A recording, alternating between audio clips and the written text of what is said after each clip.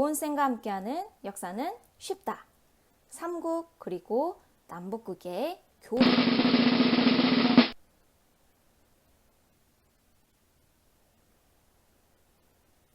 이것은 당랑권입니다. 오키는 지금 당랑권 훈련을 받고 있어요. 동물도 인간의 영향을 받는데 사람과 사람 그리고 나라 대 나라의 관계, 즉 교류를 통해 서로 영향을 엄청 주고받겠죠. 오늘의 핵심, 오키를 통해서 눈치챘나요? 우리 지난 시간에 이어서 발해와 그리고 통일신라에 대한 얘기를 쭉 이어갈 건데요.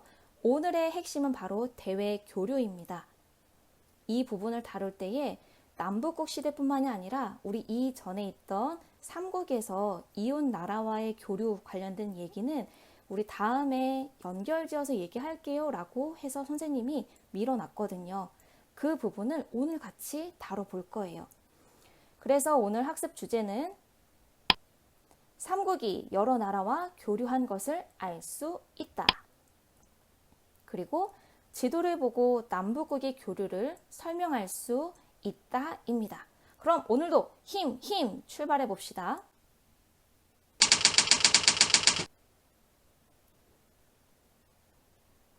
이 지도를 보면 지금 이 시기에 이 지도에서 보여지는 나라뿐만 아니라 주변에 보이지 않는 나라들이 어떻게 교류를 했는지 그 길의 발자취를 선으로 연결해 놓고 있어요. 총 3개의 색깔로 구분이 지어져 있는데요. 맨 위에 있는 초록 색깔 길은 바로 초원길이라고 불립니다. 일찍이 유목민들을 통해서 만들어졌는데 그 말 타는 사람들 알죠?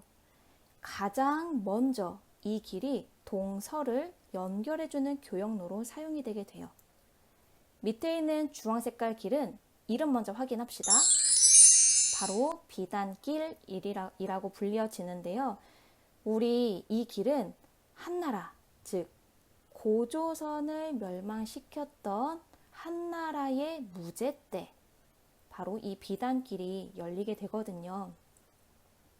이름에서 알 수 있듯이 중국의 비단이 주변에 있는 나라들로 전파가 됐기 때문에 그래서 비단길이라고 불리고요. 뿐만 아니라 이 길을 통해서 나중에는 한반도에 불교가 들어오게 되기도 한답니다. 자, 그러면 우리 길 확인 안 한 거 있죠? 바로 파란 색깔, 바다 쪽에 있네요. 그래서 이름이 바닷길이에요. 가까이, 때로는 멀리 있는 나라들과 교류를 한 삼국. 우리 그럼 그 흔적을 찾으러 가봅시다. 먼저 현재 우즈베키스탄의 이 사마르칸트라는 지역을 우리 주목해 볼 텐데요. 여기에 아프라시아브 궁전이 있어요. 그 궁전 벽화에 보면 삼국의 어떠한 인물들의 모습이 남아 있어요.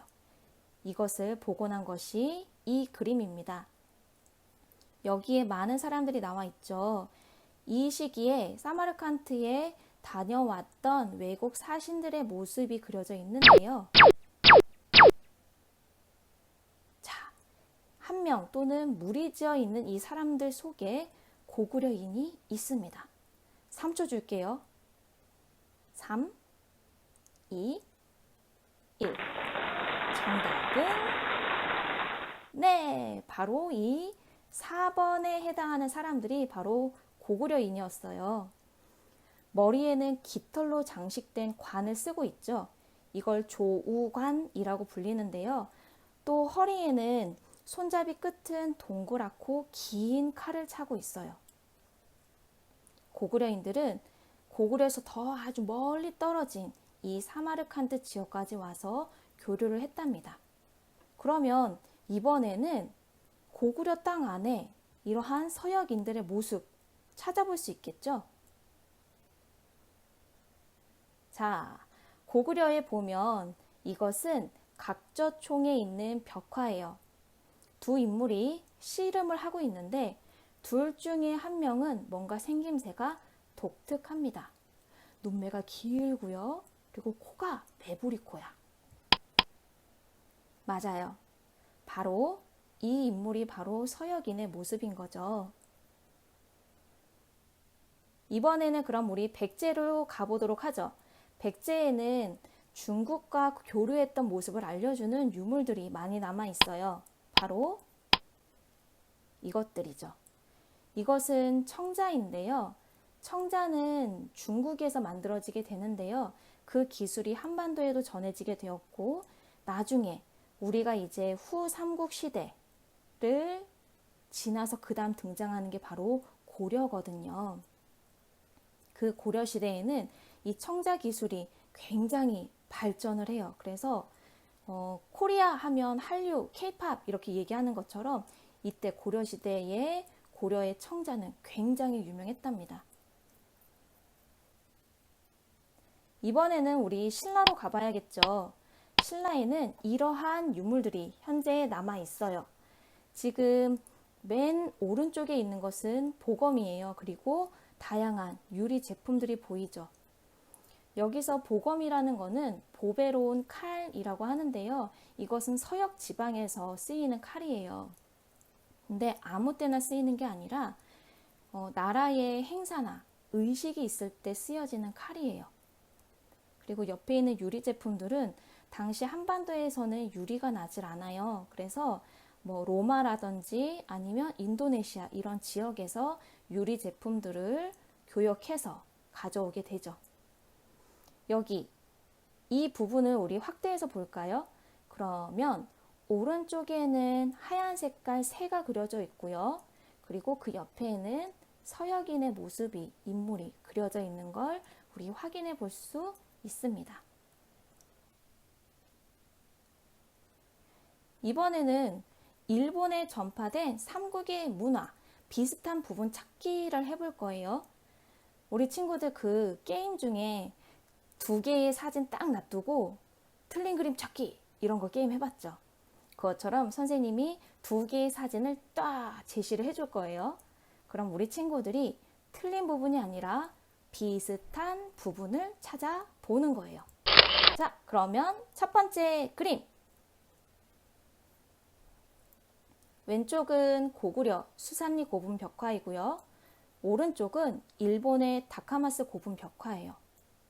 어떠한 부분이 비슷한가요? 맞아요. 옷의 모습이 비슷한데 특히 그 치마에 보면 주름이 지어져 있고 주름을 색깔을 나눠서 채색을 했죠. 맞아요. 굉장히 비슷해요. 이번엔 두 번째입니다. 2개 모두 반가 사유상이에요. 여기서 반가라는 건 뭐냐면 한쪽 다리를 반대쪽 무릎에 올리고 생각을 하고 있는 걸 우리는 반가 사유상이라고 얘기를 하는데요. 지금 왼쪽은 삼국에서 만들어졌던 금동 미륵보살 반가 사유상이고요. 오른쪽은 일본에 있는 고류사 목조 미륵보살 반가 사유상이에요. 어때요? 두 불상의 모습? 굉장히 비슷하죠. 손동작, 그리고 이제 머리 위에 있는 거, 그리고 옷의 주름, 모양. 지금 왼쪽에 있는 것은 금동으로 만들어져 있고 오른쪽은 나무로 만들어졌다라는 것의 차이가 조금 있을 뿐이지 굉장히 닮은 모습을 하고 있어요. 꼭 미술 시간에 배운 데칼 코마니처럼요. 특히 이 목조 미륵보살 반가 사유상 같은 경우에는 이 나무가 지금 붉은 빛을 띠는 게 보여요. 이것을 적송이라고 하는데 이 적송은 한반도에서 난답니다. 그래서 이것이 한반도에서 만들어져서 일본으로 갔을 수도 있고 아니면 나무 자체를 일본으로 가져가서 일본에서 이제 이 조각을 해서 놔뒀을 수도 있죠. 굉장히 닮은 이 불상을 확인해 봤어요. 그럼 세 번째입니다.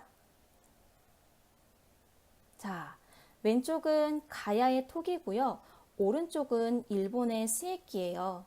지금 스에키 발음 조심해야겠는데 이거는 회색 또는 회살색을 띤 일본 토기를 얘기를 하는데요.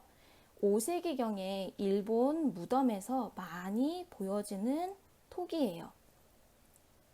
딱 보면 중간 부분은 조금 차이가 있기는 하지만 전체적인 모양, 그리고 밑에 이게 잘록하게 들어간 부분, 가로의 선, 삼각형 구멍 뻥뻥뻥 닮았죠. 우리가 지금까지 살펴본 것처럼 중국의 발달된 선진 문화를 한반도에 있는 삼국은 수용을 해요. 그래서 그것을 독자적으로 막 발전을 시켜서 그러한 발달된 문화를 일본에 전파를 해줍니다. 이렇게 일본에 전해진 문화는 아스카 문화에 영향을 줘요. 여기서 아스카 문화, 이게 뭐냐면 일본의 쇼토쿠 태자가 삼국의 불교와 문화를 수용을 해서 왕권을 굉장히 강화시키거든요. 그래서 이때 고대 국가가 성립이 돼요. 이처럼 쇼토쿠 태자 시대의 문화를 당시 수도였던 아스카 이름을 따서 아스카 문화, 아스카 시대라고 얘기를 합니다. 이처럼 삼국의 문화가 일본에 큰 영향을 줬다라는 것을 우리는 유물을 통해서 확인할 수가 있어요. 지금까지는 삼국을 살펴봤다면 우리 이제 남북국 시대를 확인해 보러 가봅시다.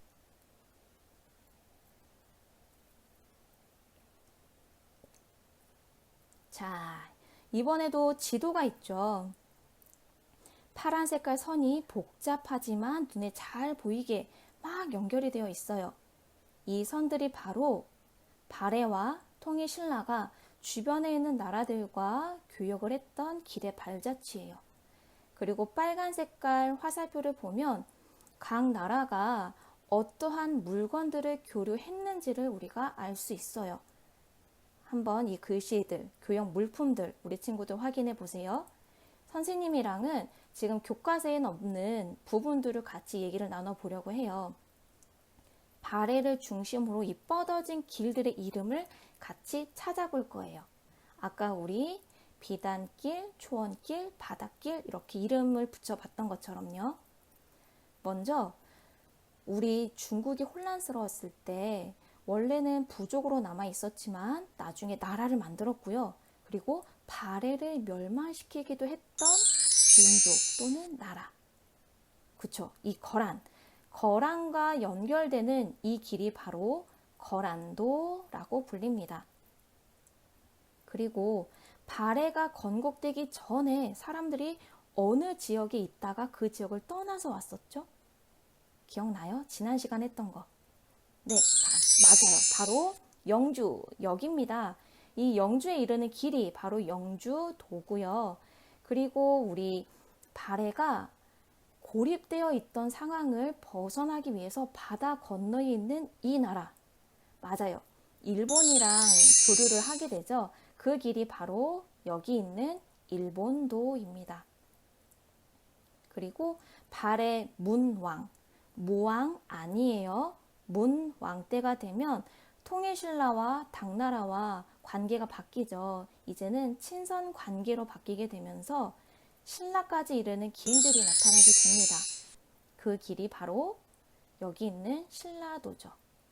뿐만 아니라 우리 친구들이 쉽게 볼 수 있는 것은 당나라까지 연결되는 길들이에요. 그러면 우리 이 지도를 놓고 딱 봤을 때 지도에서 아직 설명되지 않은 부분들이 있어요. 그 부분을 우리 같이 얘기를 나눠 볼 거예요.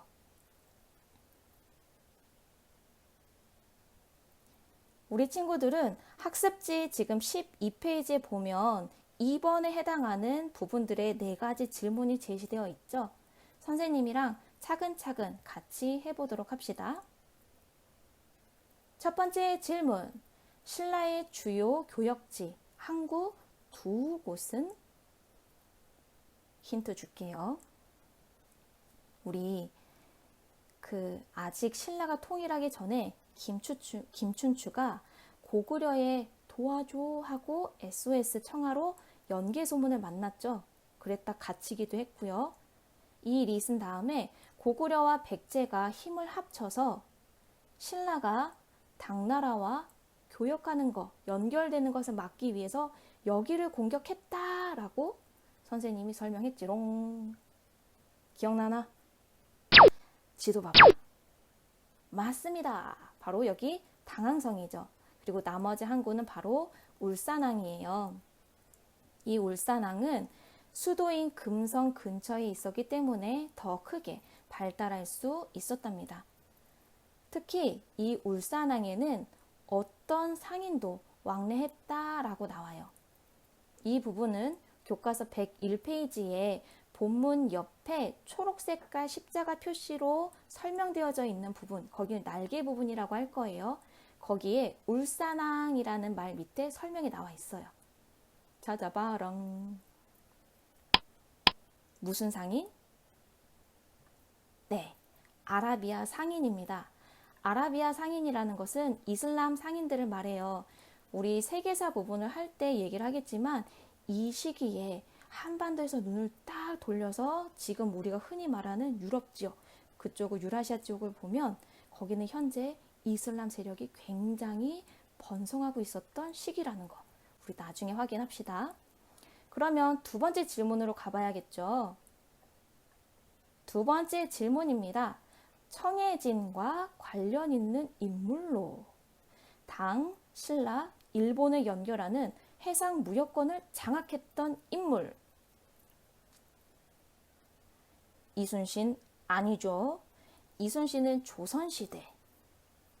바로 이 사람일 텐데요. 이 사람과 관련된 얘기는 뭐가 있냐면 당시 통일신라가 흥덕왕이라는 시기였어요. 그때 이제 당나라의 해적들이 통일신라의 사람들을 막 잡아가는 거예요. 지금 말로 하면 인신매매를 하는 거죠. 사람을 잡아가서 노예로 막 팔아. 이 모습을 이 사람이 보고 왕에게 간청을 해요. 왕이시여, 지금 우리 저 밑에 있는 현재의 완도, 즉 청해, 이때는 청해라고 불렀어요. 청해에 군사시설을 지어서 이러한 해적들을 없애버리고 우리가 신라인들을 살립시다. 막 이렇게 얘기를 하죠. 그래서 흥덕왕이 이 인물에게 청해에 진 군사시설을 짓게 하고요. 그곳에 관리 감독을 맡기죠.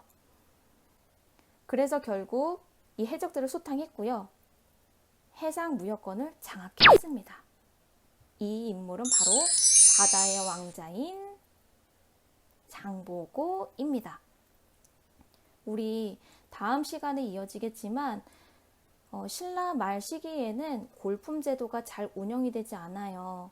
우리 김춘추가 최초의 무슨 계층? 그치, 진골로 왕위에 오르게 되면서 신라가 혼란스러워지면, 왕권이 약해지면 나도 왕 될래, 나도 왕 될래, 이런 상황이 나올 거라는 거 얘기했었죠. 진짜 그 상황이 나와요. 그리고 그때 이 장보고도 죽임을 당하게 될 거예요. 그 내용은 나중에 한 번 더 확인합시다. 그 다음 질문. 당나라에서 신라와 발해 사신 및 사람들이 이용할 수 있게 당이 설치, 오타야 설치한 숙박시설은 하고 있어요. 우리 친구들 여관 들어봤죠? 비슷한 거 찾아봐. 그치? 발해관 그리고 신라관 나와 있죠. 바로 당이 설치한 숙박시설이 신라인들을 위한 곳은 신라관이고요. 발해인들을 위한 곳이 발해관입니다. 선생님, 그런데 우리 아직 그 네모 중에서 확인 안 한 거 하나 있는데요. 맞아요. 여기 법화원이 있죠. 이것은 장보고가 지은 절이에요. 중국 땅, 이 당나라에 있는. 뿐만 아니라 우리 친구들 지금 빨간 색깔 동그라미로 신라방이라고 쓰여 있는 것들이 있죠. 이건 뭐냐면 신라인들의 거주지였다는 걸 우리가 알 수 있어요. 지금 방이랑 연결지어서 이해하면 되겠죠. 이제 마지막 질문. 부처의 진리를 구하기 위해 인도를 다녀와 왕오 천축국전을 남긴 사람은? 하고 묻고 있어요. 여러분, 여기서 천축국이라고 하는 것은 옛 인도를 칭하는 말이에요. 그런데 인도가 여러 개로 분할이 되어 있었거든요. 그래서 왕이라는 건 뭐냐면 왕래하다의 그 왕이에요. 오고 간 거죠. 그리고 5개의 인도, 즉 5천축국을 갔다 와서 남긴 기행문 같은 게 바로 왕오천축국전입니다. 이것을 남긴 사람은 바로 해초라는 분이죠. 이 왕오천축국전이 의미가 있는 것은 인도와 중앙아시아 등 여러 나라를 둘러본 기록이 남아져 있기 때문에 이 당시 시기를 알 수 있게 해주는 기록이 별로 없어요. 그래서 이 책이, 이 기록물이 너무너무 중요하답니다. 그런데 안타까운 점은 이게 현재 우리나라에 없어요. 프랑스 국립도서관에 지금 소장이 되어 있답니다. 우리 친구들 이제 이 왕오천축국전 뒤에 있는 지도, 이것을 볼 때 충분히 많은 것을 설명할 수 있게 되었죠. 멋져. 자, 그러면 학습지에 있는 빈칸 혹시 안 채운 거 있나 한 번 더 확인해 보고요. 헷갈리면 우리 교과서 한 번 더 꼼꼼히 읽어보도록 합시다. 오늘 수업은 여기까지.